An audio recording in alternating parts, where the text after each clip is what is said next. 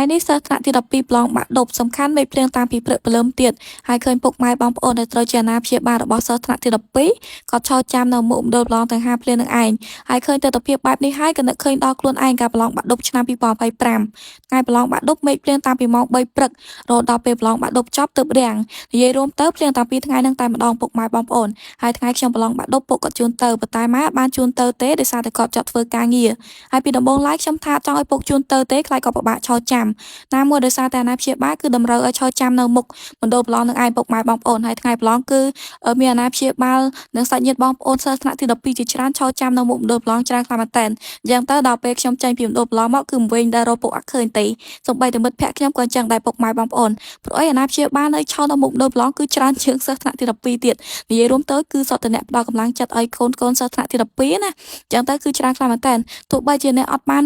មានអាណាព្យាបាលជូនទៅក៏គាត់នៅតែមានកម្លាំងចិត្តដែរពុកម៉ែបងប្អូនព្រោះអីពេលខ្លះមិនមែនមានន័យថាអ្នកដែលថាឪពុកម្ដាយបានជូនទៅហ្នឹងគឺអត់មានកម្លាំងចិត្តពីផ្ទះទេពុកម៉ែបងប្អូនជួនកាលអាចថាឪពុកម្ដាយគាត់ជូន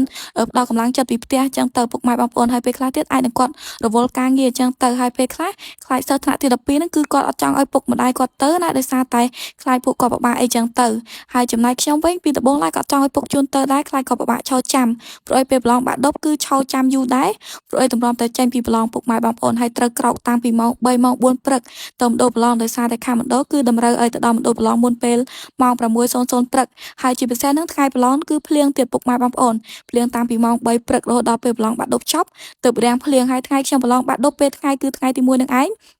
ក៏ពងតែប្រឡងភូមិវិទ្យាបានមួយមុខហើយថ្ងៃឡើងទៀតប្រឡងអង់គ្លេសមុខវិទ្យាចុងមុខវិទ្យាទី2ណាពេលថ្ងៃពុកម៉ែបងប្អូនប៉ុន្តែមានអីមេភ្លៀងមកគឺសើមក្តាស់ប្រឡងពេលហ្នឹងគឺភ័យដែរប៉ុន្តែអត់អីទេគឺសុំអនុរិយបដូរក្តាស់នឹងឯងកុំអោយថាបាក់ទឹកចិត្តត្រឹមតែមេភ្លៀងស្រក់មកអញ្ចឹងទៅគឺ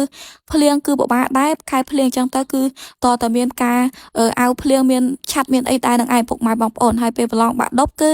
តែរកពុកអត់ឃើញចង់ភ័យដែរដោយសារតែនៅខេត្តប្រឡងនៅខេត្តមិនមែនប្រឡងនៅស្រុកភូមិទេប្រឡងនៅអនុវិទ្យាល័យពោធិ៍សាត់នឹងឯងមណ្ឌលប្រឡងហើយសិស្សវិញគឺច្រើនខ្លាំងមែនតើមកពីបណ្ដាស្រុកផ្សេងនឹងឯងពុកម៉ែបងប្អូនមកពីស្រុកផ្សេងគ្នាណាមិនថាស្រុកកកស្រុកបាកានស្រុកកដៀងស្រុកតឡូសានជ័យស្រុកភ្នំកវាញស្រុកវាលវែងអីទេពុកម៉ែបងប្អូនហើយខ្ញុំប្រឡងហ្នឹងគឺប្រឡងនៅខេត្តនឹងឯងហើយពេលទៅប្រឡងគឺសិស្សច្រើនដែរប៉ុន្តែពេលប្រឡងគឺភ័យប៉ុន្តែដល់ពេលទៅដល់គឺបានស្គាល់គេស្គាល់ឯងចឹងទៅគឺលែងភ័យឲ្យពុកម៉ែបងប្អូនហើយវិញ្ញាសាក៏មិនមែនទៅពិបាកណាស់ដែរដោយសារតែបានមើលមេរៀនចឹងទៅក៏មិនភ័យដែរហើយណាមួយមានពុកមានអីជូនទៅហើយមានពុកមានអីជូនទៅចឹងទៅក៏បាត់ភ័យតិចតួចដែរពុកម៉ែបងប្អូនហើយពុកក៏ជូនទៅគាត់ថាចង់ជូនទៅចឹងទៅក៏ឲ្យគាត់ជូនទៅ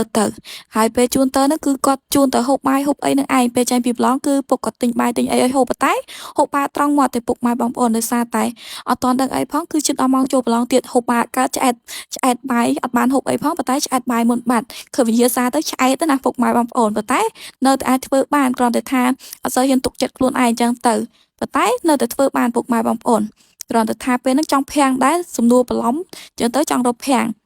ហើយពេលចេញពីប្រឡងក៏មេឃភ្លៀងទៀតហើយជួបផ្ទះគេ3ថ្ងៃជួបផ្ទះសំណាក់គេ3ថ្ងៃប៉ុន្តែស្នាក់នៅបានតែ2ថ្ងៃទេថ្ងៃប្រឡងចប់ក៏មកវិញទៅអត់បានស្នាក់នៅមួយថ្ងៃទៀតទេពុកម៉ែបងប្អូនដោយសារតែឃើញគេចេញអស់